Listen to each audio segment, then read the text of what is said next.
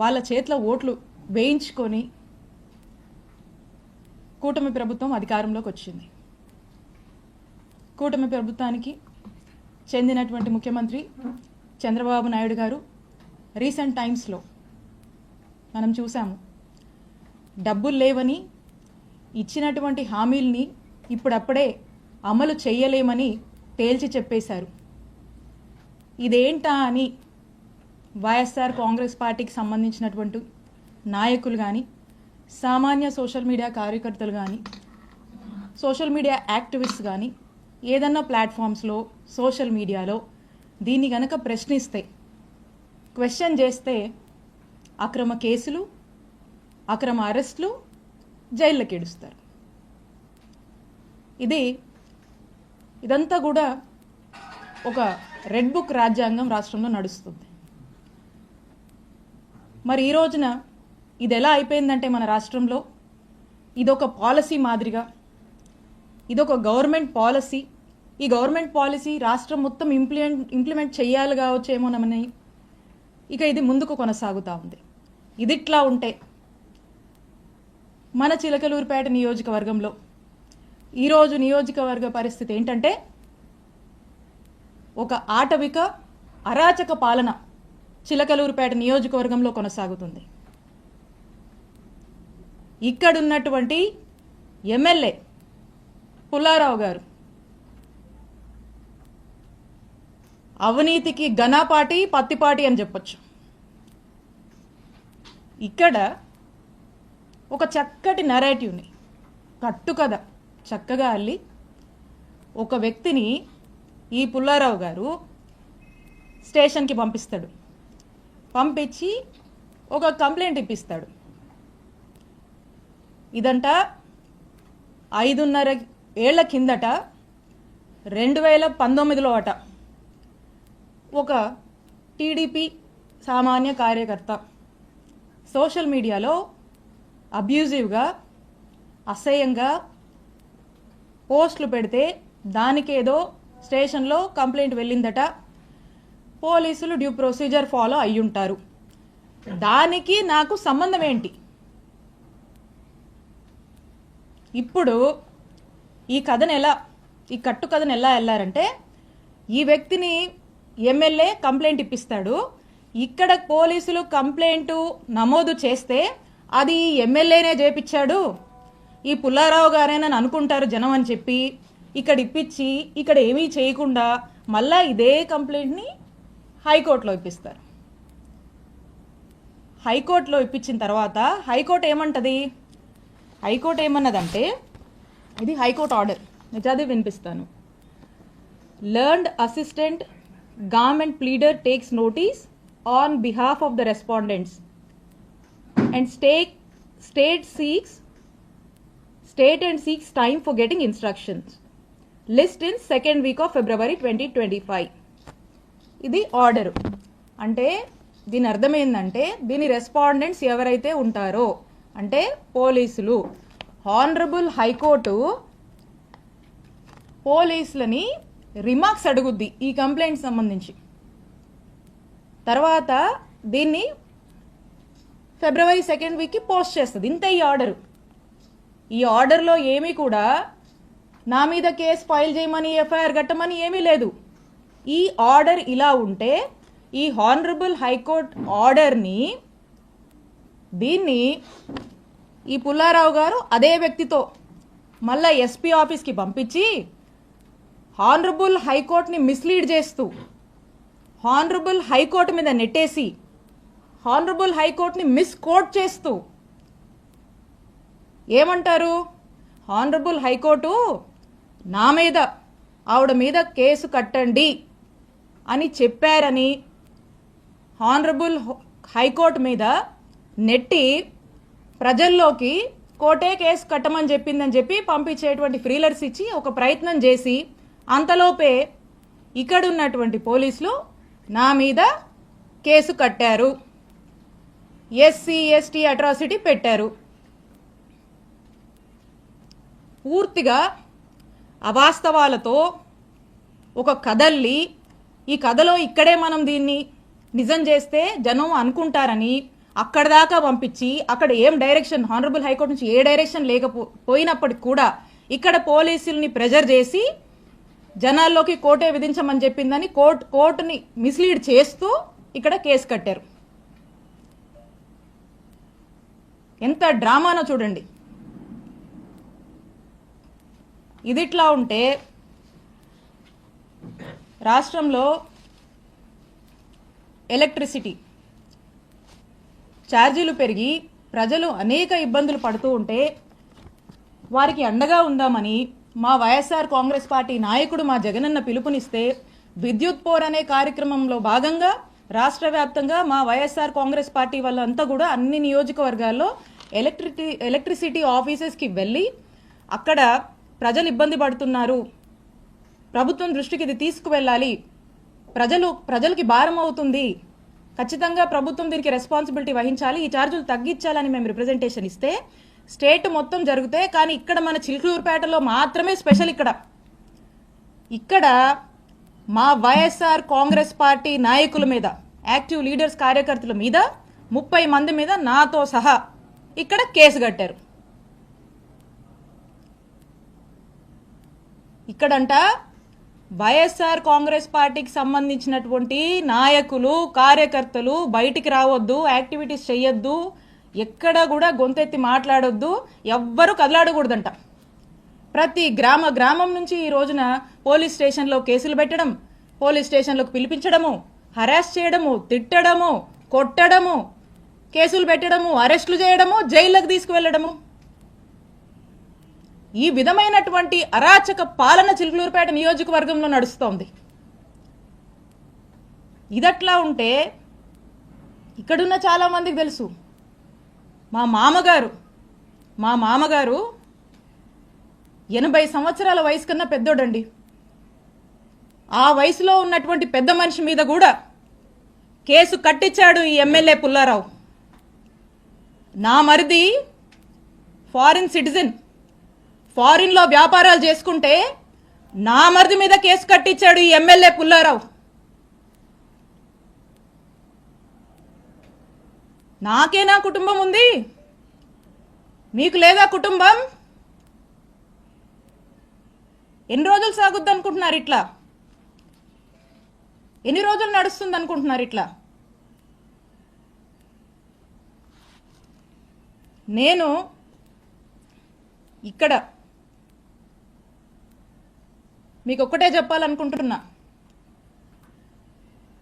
ఈరోజు నా కుటుంబాన్ని, మా వైఎస్ఆర్ కాంగ్రెస్ పార్టీ నాయకుల్ని కార్యకర్తల్ని మీరు ఇబ్బంది పెడతా ఉన్నారు. పుల్లారావు గారు, మీకంటూ ఓ రోజు వస్తుంది, గుర్తుపెట్టుకోండి. ఇంకోసారి చెప్తున్నా, మా కుటుంబం జోలికి వస్తున్నారు కదా, మాది పురుషోత్తపట్నం, గుర్తుపెట్టుకోండి, ఊహించుకోండి ఒకసారి.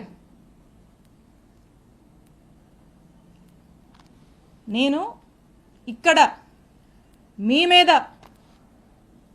మీద గెలిచి మిమ్మల్ని ఇంట్లో కూర్చోబెట్టాను. ఇక్కడ 5 ఏళ్ళు నేను పనిచేశా, నేను ఎమ్మెల్యేగా చేశా, నేను మంత్రిగా పనిచేశా. కానీ ఎక్కడా కూడా ఇలాంటి వాతావరణాన్ని క్రియేట్ చేయాల, ఇలాంటి అరాచక పాలనకు మేము ప్రోత్సహించలా. ఎక్కడా కూడా ఏదన్నా కూడా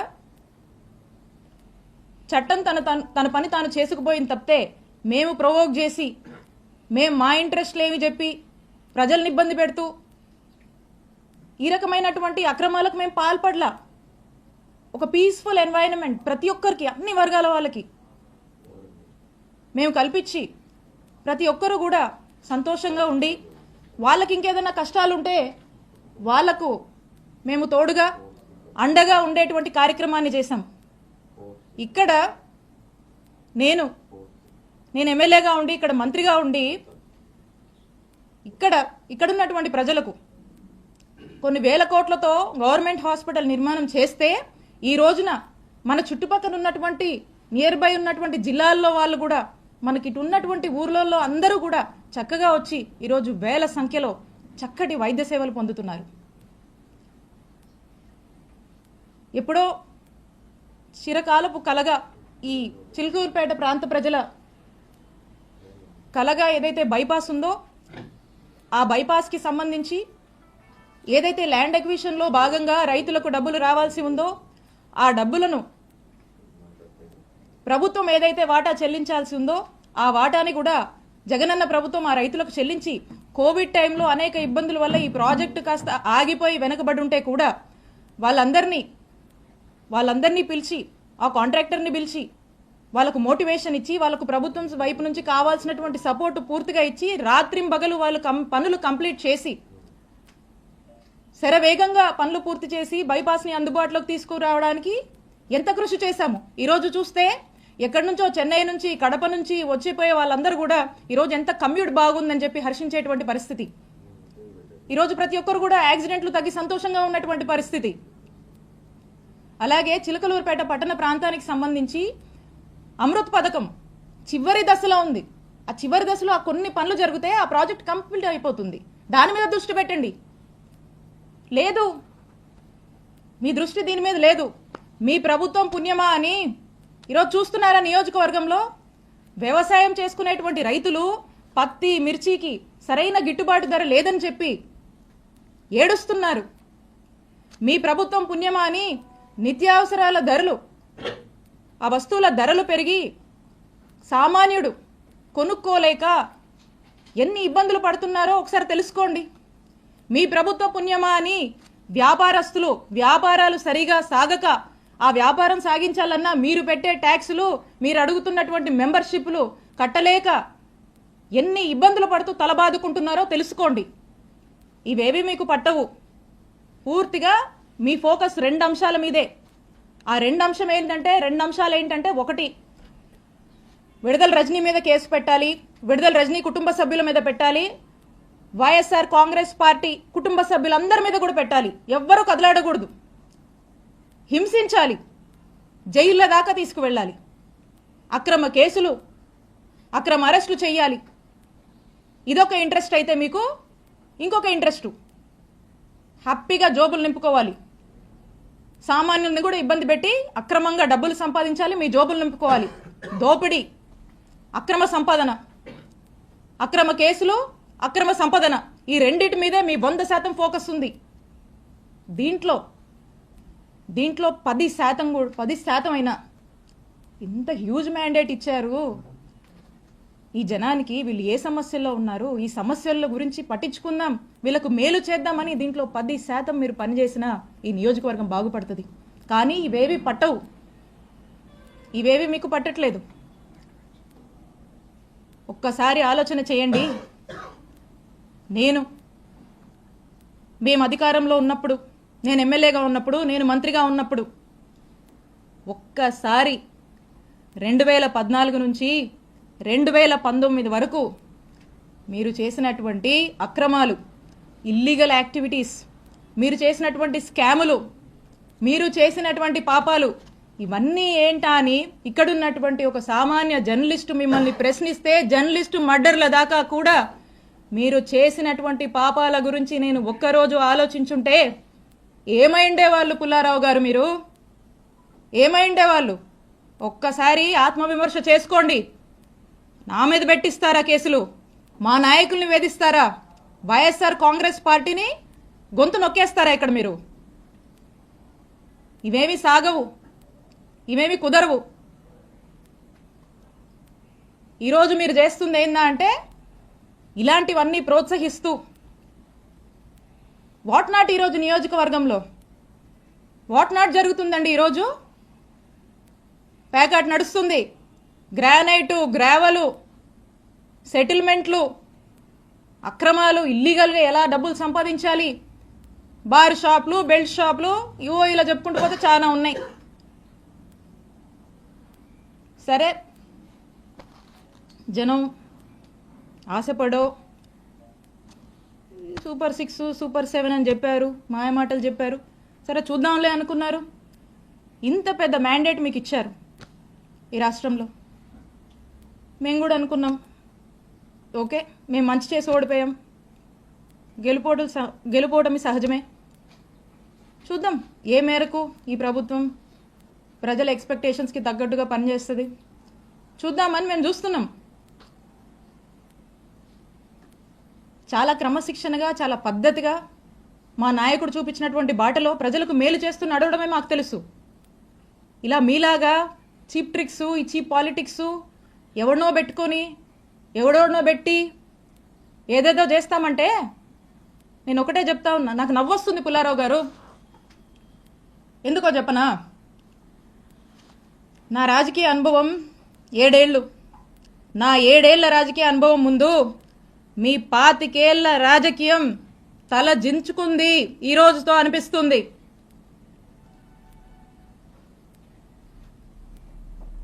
అక్రమ కేసులు కడతారా, అక్రమ కేసులు పెడతారా, భయపెట్టాలని చూస్తారా? మీరు నన్ను కానీ, మా కుటుంబ సభ్యుల్ని కానీ, మా నియోజకవర్గ ప్రజల్ని కానీ, అండ్ ఎస్పెషలీ మా వైఎస్ఆర్ కాంగ్రెస్ పార్టీ నాయకుల్ని, కార్యకర్తల్ని, వైఎస్ఆర్ కాంగ్రెస్ పార్టీ కుటుంబ సభ్యులు, ఇక్కడ ఉన్న వాళ్ళందరినీ కూడా, కుటుంబ సభ్యులందరినీ కూడా బెదిరించి, భయపడి, అక్రమ కేసులు పెట్టి, అక్రమ అరెస్టులు చేస్తే ఎవ్వరం భయపడం. మీరు పెట్టిన ప్రతిసారి ఇంకా బలంగా ఎదుర్కొంటాం, ఇంకా బలంగా నిలబడతాం, ముందుకు వెళుతాం. మీరు అనుకుంటున్నారేమో ఇంకో 4 ఏళ్ళు కదా, అంటే వింటున్నాం లాలీలు చెప్తుంటే, ఇంకో 4 ఏళ్ళు కదా హ్యాపీగా వీలైనంత అవకాశం ఉన్నంత వరకు దోపిడీ చేసి, ఇల్లీగల్ పనులన్నీ చేసి, జోబులు నింపుకొని, ఓ బ్యాగ్ నుండి సంపాదించుకొని రిటైర్ అయిపోదాం అనుకుంటున్నట్టున్నారు. ఇప్పటి నుంచి మొదలుపెట్టినా నేను ఇంకో 30 నుంచి 40 సంవత్సరాలు రాజకీయాలు ఇక్కడే చేస్తాను. గుర్తుపెట్టుకోండి, 30 నుంచి 40 సంవత్సరాలు ఆ దేవుడు చల్లగా చూస్తే మీరెక్కడున్నా, ఏ ఊళ్ళో దాక్కున్నా మిమ్మల్ని లాక్కొచ్చేది ఖాయం. వడ్డీతో సహా విత్ ఇంట్రెస్ట్ నీకు తిరిగిస్తాం.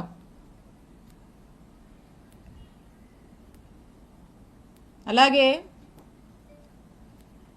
కొంతమంది ఈయనను చూసుకొని, అధికారులను చూసుకొని అర్జెంటుగా కయ్యానికి కాలు దూకుందామని చెప్పి వార్డుల్లో, గ్రామాల్లో మా వైఎస్ఆర్ కాంగ్రెస్ పార్టీకి సంబంధించినటువంటి యాక్టివిస్టులు, నాయకులు కావచ్చు, కార్యకర్తల మీద కావచ్చు, ఏదో కాలు దూకి ముందుకొచ్చి పిచ్చి పిచ్చి కట్టుకథలల్లి కేసులు పెడదాము, గొడవలు పెట్టుకుందామని ముందుకు దూకుతున్నారేమో.